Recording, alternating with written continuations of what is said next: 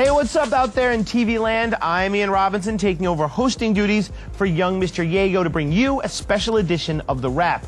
So whether you consider yourself a hip-hop head or even a casual rap observer, you've most likely heard that Ja Rule and 50 Cent are embroiled in a serious back-and-forth diss spree. But this isn't just a lyrical tirade to see who's the better MC. This is venturing into territory that some fear could be dangerous. Being that both men are fixtures on the current pop culture landscape, you guys have flooded us with opinions on MTVnews.com, taking sides and kind of providing your insight into the beef. Eminem, 50 Cent, and Dr. Dre aren't bumps in the hip-hop road, says JC from Detroit, Michigan. They are the hip-hop road. Ja Rule better get off before things get ugly. Well, that hurts, but not everybody thinks the G-Unit soldiers are riding high. Everyone is underestimating Ja Rule, says BD from Toronto, Ontario. Ja is the real deal. I love the music on both sides of this battle, but it just seems like Eminem is out of place in this one. So who's really coming out on top in this war of words? Well, we're going to take you through the tracks as we decode the rhymes and trace the escalation of this lyrical drama. I don't believe you. When a relatively unknown rapper named 50 Cent spit those words back in '99 about rising star Ja Rule, the hip-hop community barely paid attention. We should have. I'm a strong believer in never underestimating nobody. Look where 50 Cent is at right now. Fast forward to 2002. After reinventing himself and signing with Shady Aftermath, everyone was ready for 50 Mania. Well, almost everyone. We was good, Dre and them. Like, I didn't have no problems with y'all. So now y'all telling me I want to take on his problem and let him spew and spit tracks and whatever under your advisement. That's a problem. Little did Ja know just how big this problem would get, both on MTV and in the streets. I smell. Is that you, I smell. Is that you, Ja? While we was eating, he was underground hating. You know what I mean? Ja was chilling. Ja didn't pay attention to none of that. And why should he? Ja Rule was busy riding high on the catchy pop hits that had become his trademark. Your lips, your smile, On the mixtapes, he was slandering us, but we was ignoring him. You know what I mean? I think it popped off once he got his deal. It was like he felt like he had somebody behind him. Ja and his Murder Inc. partner Irv Gotti got defensive, questioning 50 Cent's street credibility by calling him a snitch who had filed an order of protection against the Murder Inc. family. What I'm holding in my hand is an order of protection for Irving Lorenzo to stay away from Curtis Jackson. That's 50, y'all. AKA 5-0, or AKA informant, AKA I'm telling. They did anything in their power to try and see if we can destroy 50 Cent or see if we can hurt him as far as his street credibility. Legal matters aside, 50 used the release of his debut album to let the world know that he wouldn't back down. What we gonna do now? How we gonna eat, man? 50 back around. That's Ja little punk ass thinking out loud. The battle lines were drawn, and with 50's exploding popularity, many believe that Ja had taken on more than he bargained for. You know I got the hood on smash. The rain on top, it's over that fast. It's like where it might have been people that like Ja Rule, but now that he's going at 50, they love 50, so now they're not even liking Ja Rule no more. I wouldn't give the whole battle thing to Ja. I give the edge to 50. 50 just keep coming, keep coming. I sit back and watch. You pretended to be pop, you pretended to be hot, but you're not. I think Bruce started off being a bigger man. But behind the scenes, the stakes were rising, with a shooting at 50 Cent's Violator management offices, a federal raid of Murder Inc., finger-pointing from both camps, and continued verbal shots from 50. The question for Ja became, How much more could he stand for them to keep throwing at him? Is that a woman or a man? I really don't care to stand, but 50, you gon' get shot again by the M-U-R-E-D-R-N. My reaction was like, okay, dog is ready to ride now. Rule was hot. It still is hot. And you want to constantly smash it. Your man, he ain't no punk. We got on our sheep suits. We're walking around bad. When the zipper comes down, they find out that we was wolves all along. Holla! That could have been the best chess move he ever played in his whole life. If you go at 6 people on one record, you got 6 of the hottest people in the industry calling your name, giving you their undivided attention. You can get resurrected, yo. Let's shoot them.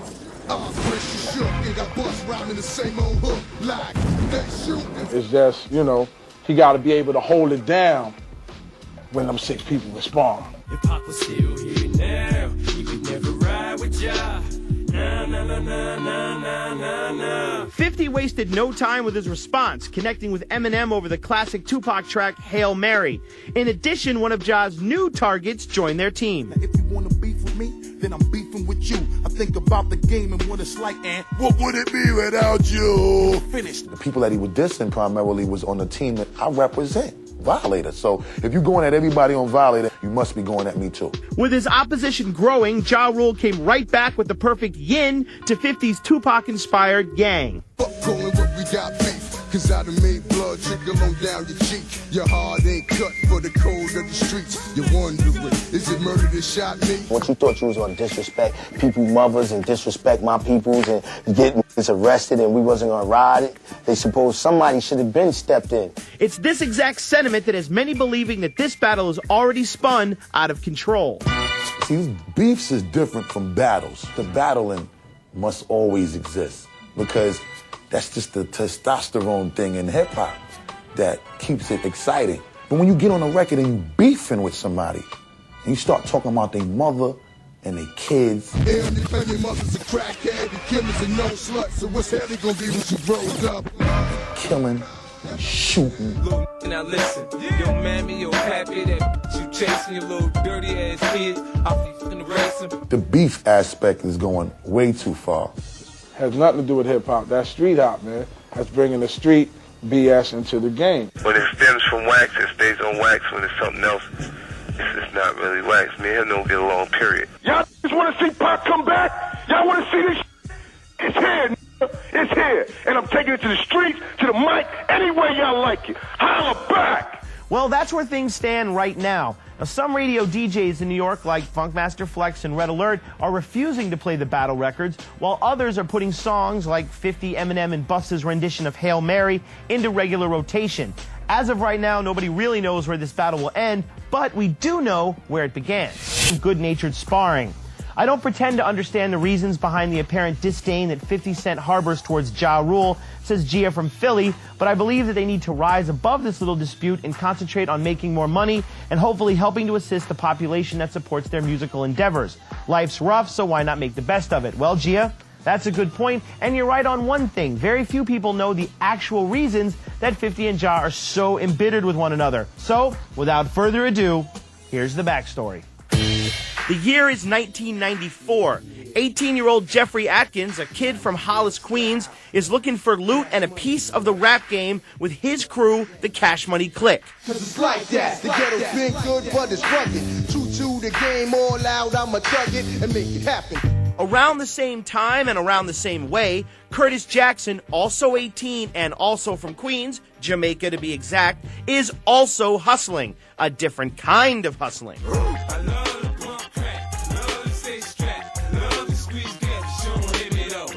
In 1994, the man who would become 50 Cent is arrested for selling crack.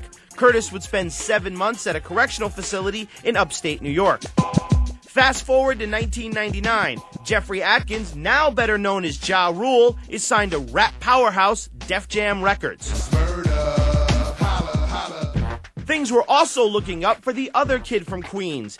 Eager to stop hustling, Curtis Jackson attracted the attention of the Trackmasters production team, who signed the aspiring MC to a label deal. From now on, Curtis Jackson would be known as 50 Cent. I'm planning to take over New York and start expanding. In many ways, 50 Cent and Ja Rule seem to be leading parallel lives. Parallel lives that would intersect on the set of a video being shot in the very hood from which they both came. Ja's Murder Inc. label mate Black Child tells it like this. It was Murder for Life video shoot. Rule was shooting on Jamaica Ave. We shooting the video and 50 came through the set. I guess he expected us to greet him with open arms. Now me and Ja just hit him with a what's up and kept it moving. And he felt like we didn't show him enough love on the set. And from that point on, you know what I mean, he started hating. But 50 Cent remembers things a little differently. According to 50, the beef with Ja began months earlier following a club show in Queens where Ja had performed Can I Get A with Jay-Z. Sometime after leaving the stage, says 50, Ja's chain was swiped by a mutual acquaintance. I knew the dude who robbed him. You know, from the environment in our hood, I know him. You know, so, and he's seen us in the club, and he's seen us, you know, me smiling, kicking it with him regular. And he felt like after that, he carried me differently. When I came to say what's up to him later, he felt like I dissed him or something. The Murder Inc. camp flatly denies 50's version of events. That chain incident, 50 talking about making, that ain't real, know what I mean? Despite the conflicting stories, one thing is clear. These two MCs will never be friends. In the spring of '99, 50 fires off the first of what would be many lyrical daggers aimed squarely at Ja Rule and his label, Murder Inc. Murder, I don't believe you. Murder, murder, your life's on the line. Fall of 1999, Ja Rule and 50 Cent find themselves at the same Atlanta nightclub, booked on the same bill. Ja tells XXL that the two met outside. According to Ja, 50 says, "You know the record's out there, I can't pull the record back." To which Ja responds, "I don't like you and I'll effing crush you, and however you want to do it, it's whatever." The heated argument escalated into a physical fight. It would be yet another incident involving a chain. Again, according to Ja, quote, "So he snuffed me. I went back, pulled his shirt over his head and started catching him. Our mutual friend breaks it up. 50's chain popped. My chain popped. I picked up the little garbage can, chased him inside the hotel and threw the as they was going inside the elevator." 50 allegedly walked away from the scuffle, boasting a pendant cross that had been hanging from a chain around Ja's neck. Legend has it that to get the chain back, Ja offered 50, using a mutual friend of the two rappers as a go-between, a Movado watch. I eat you for breakfast, a watch was a stink for your necklace. March 2000, 50 and Ja meet again, this time at the Hit Factory in Manhattan. Ja, Irv Gotti, Black Child, and other members of Murder Inc. were at the famed recording studio when Ja gets word that 50 is in the house. They went up there with the intentions of starting a fight. Ja said that one of his friends had a crutch, so Ja Rule grabs the crutch, and he goes up there to see 50 Cent. Honestly, soon when we seen him, it was on.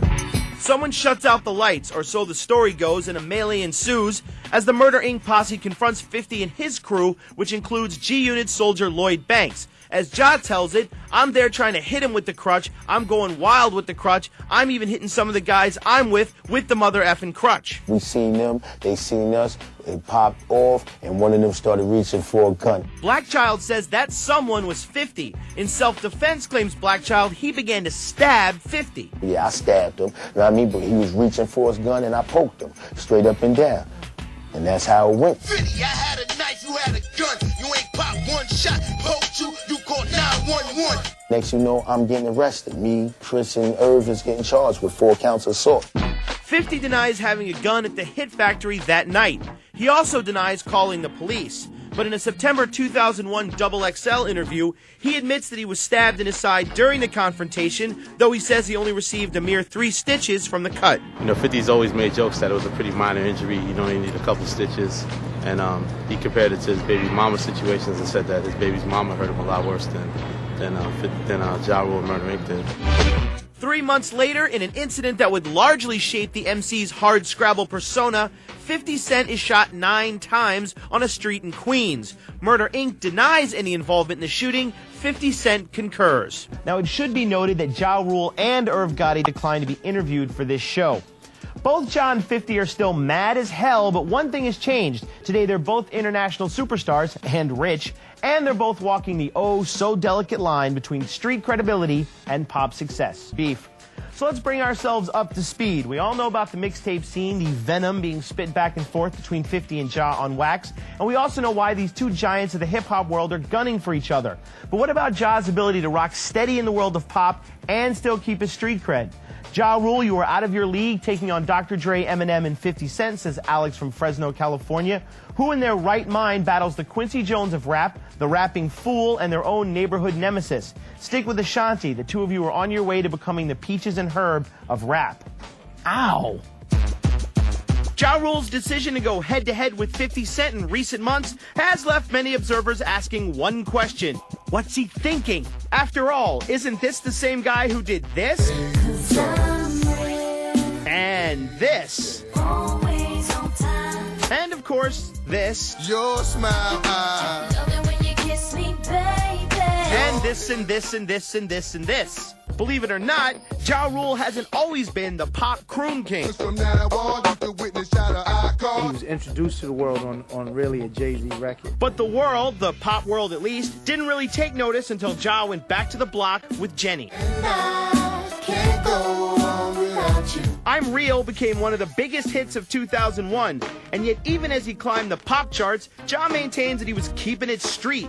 After all, he tells XXL, how many rappers do you know that would have gotten on a record with Jennifer Lopez and said it must be the ass? It must be the ass that got me like that. And hey, if the shoe fits. Ain't only for the move, baby. But did Ja Rule take it too far? He's already singing. You can't go from a pop star back to a rap star like that, you know what I mean? When we leave the street life alone, that's what I'm gonna do. Actually, other high-profile rap stars like Puffy, Jay-Z, Tupac, and even Eminem have managed to straddle the line between the pop stage and the streets. Of course, all found themselves at one time or another in compromising situations that some have attributed, rightly or wrongly, to the hip-hop credo of keeping it real. Ja Rule's a great entertainer, but 50 is just straight hip-hop. You have to give it to 50. No question. No question for now, perhaps, but might soon we be asking the same questions about 50? Are you mad because I'm asking you 21 questions? Because that looks a lot like... What would I be without my baby? This sort of long might break me. 50 may be thugged out on his record. 50 Cent is in the building! And also, like Ja, he's got his eye on Hollywood. I'm exploring my options and film opportunities. And so the teetering continues as hip-hop's biggest stars attempt to reconcile megastardom and the streets. Whether they're pop stars or not, the battle goes on, and as it gets more heated, there's a lot more on the line. You may be saying to yourself, you know, I don't know, Ian, this battle seems pretty typical, but is it really? We decided to take a look for ourselves. What's beef? What's beef? Well, at some point, almost all rappers are forced to defend themselves in rhyme. Whether it's the hood they rep, the skills they got, or how much money they make, there's always something to argue about. It's just us being competitive at what we do. You know what I'm saying? That's what rap music was built on, like I'm better than you. But the fire spitting between Ja Rule and 50 Cent seems different. When they talk about shooting somebody's mother or killing somebody's son, getting too personal, it's reckless right now. Recent rivals Jay-Z and Nas, like many others before them, took their fair share of cheap shots, but they did it more cleverly, stepping up their skills on classic battle tracks. Yeah, I sampled your voice, you was using it wrong. You made it a hot line, I made it a hot song. I can handle this for Dolo and his manuscript. Shit sounds stupid when KRS already made an album called Blueprint. That's what I respect about me and Jay's battle. It was a battle of the minds as well as lyrics, you know what I'm saying? We're not portraying gangsters, we're not walking around with vests, bulletproof vests on and, you know, and all of that.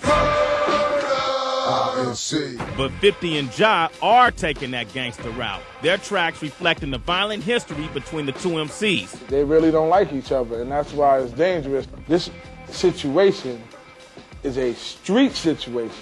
The bottom line is it didn't start on record. It started in the street.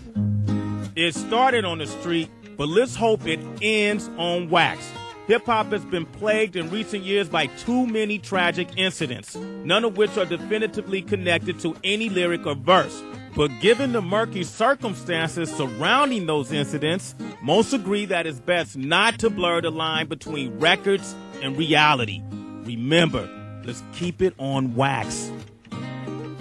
You told us overwhelmingly via email that you wanted to know more about this story. So we will continue to cover what you, the audience, is interested in. Keep writing us by going to the You Tell Us section of MTVnews.com. Now, as always, guys, it's all fun and games as long as you keep it on wax. Remember what Biggie said, I wouldn't wish death on nobody because there's no coming back from that. Until next time, ladies and gents, take care.